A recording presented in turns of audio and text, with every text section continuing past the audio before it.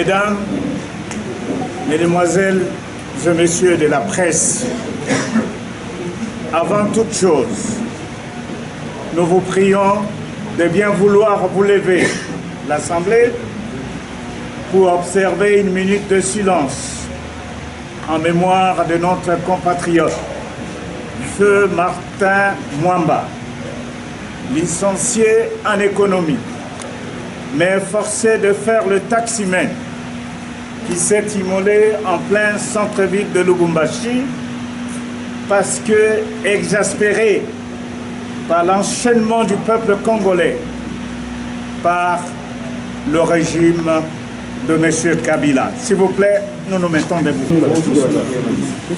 Mesdames, Mesdemoiselles et Messieurs de la presse, ça y est, M.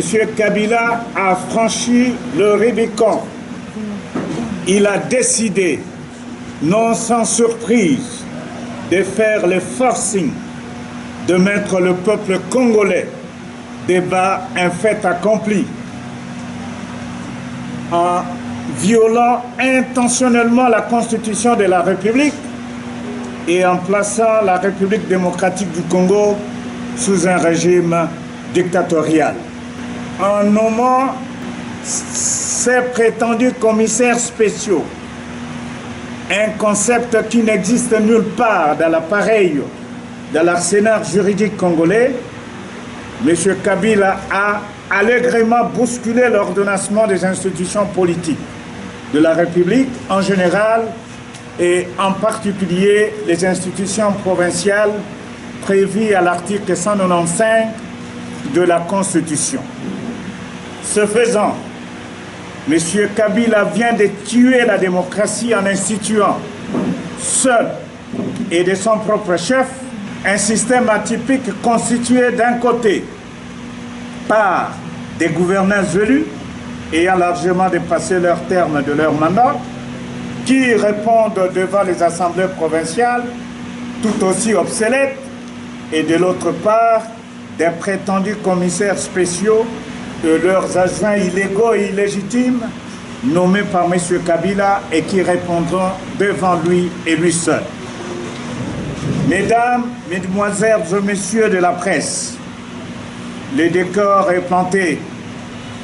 Cette énième violation flagrante et intentionnelle de la Constitution par M. Kabila démolit l'ordre politique fondé sur la Constitution du 18 février 2006.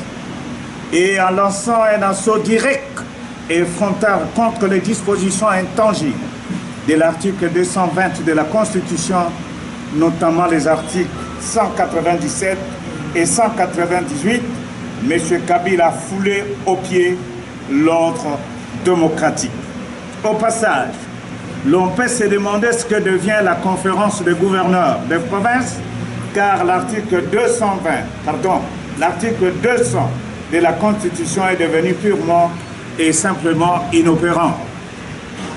Il s'agit bel et bien d'un coup d'État constitutionnel. La dynamique rappelle à l'opinion nationale et internationale qu'elle a toujours fustigé la détermination de M.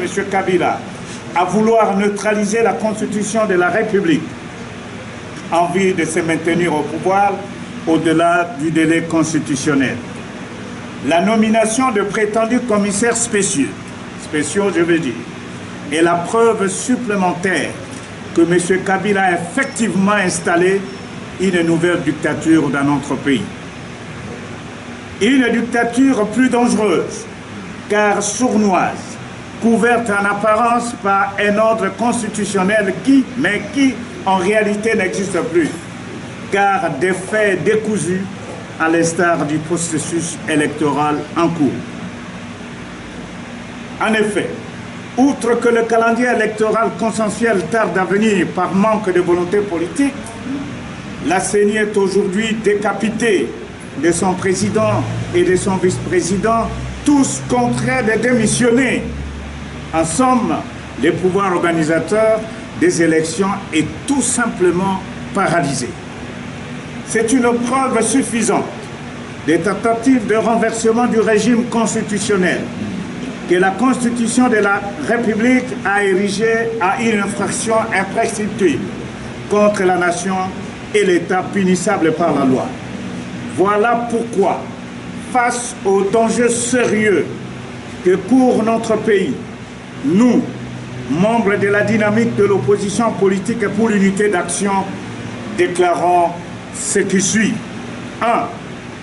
Le régime de M. Kabila a manifestement choisi la voie de l'affrontement avec le peuple congolais. 2. L'article 64 de la Constitution a assigné à tout Congolais le devoir de faire échec à tout individu ou groupe d'individus qui prend le pouvoir par la force ou qui l'exerce en violation de la Constitution. 3. M. Kabila a, de toute évidence, renversé le régime constitutionnel et la dynamique va lui opposer la mobilisation du peuple congolais dans un large front de résistance afin de barrer définitivement la route à cette forfaiture. La dynamique tient du 4 au 6 novembre courant sa première convention, à l'issue de laquelle elle annoncera une série d'actions qu'elle va mener afin d'arracher le respect de la Constitution et sauver la République en même temps que l'ordre qui la forme. 5.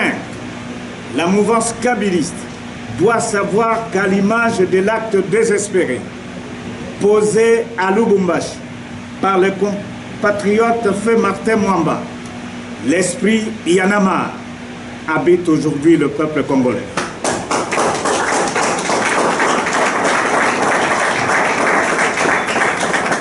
Mais il n'y a pas de bis, vous ne dites pas bis.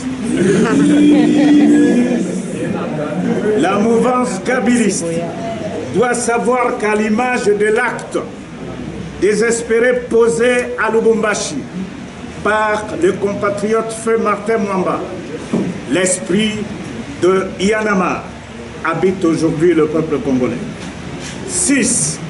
Quels que soient les stratagèmes cogités, les stratégies montées par M. Kabila et en dépit des menaces de mort proférées contre le leader de l'opposition en général et en particulier contre son modérateur en exercice, la mouvance kabiliste, qu'il soit entendu que pour la dynamique, le 19 décembre 2016, M. Kabila doit dégager.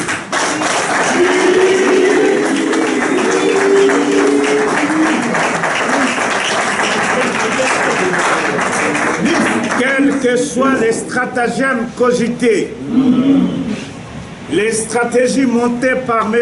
Kabila, et en dépit des menaces de mort proférées contre le leader de l'opposition en général, et en particulier contre son modérateur en exercice, moi-même ici, Ewanga, par la mouvance kabiliste, qu'il y soit entendu que pour la dynamique, le 19 décembre 2016, M.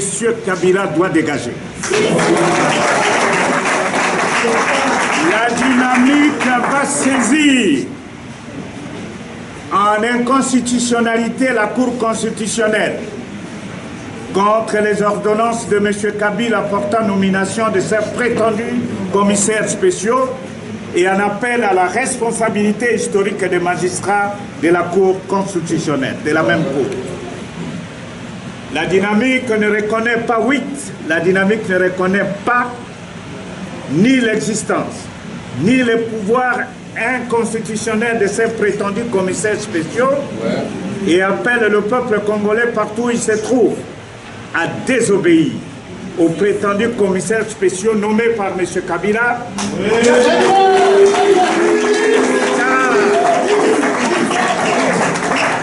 car conformément à l'article 28 de la Constitution qui stipule nul n'est tenu d'exécuter un ordre manifestement illégal.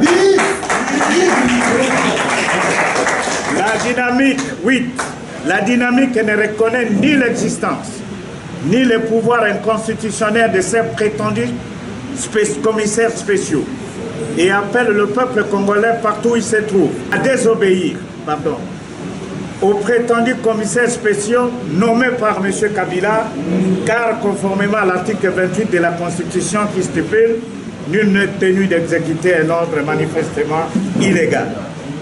9. La dynamique invite enfin le peuple congolais à se mettre debout et prêt pour les combats. La liberté s'arrache. Que Dieu bénisse la République démocratique du Congo et son vaillant peuple. Je vous remercie.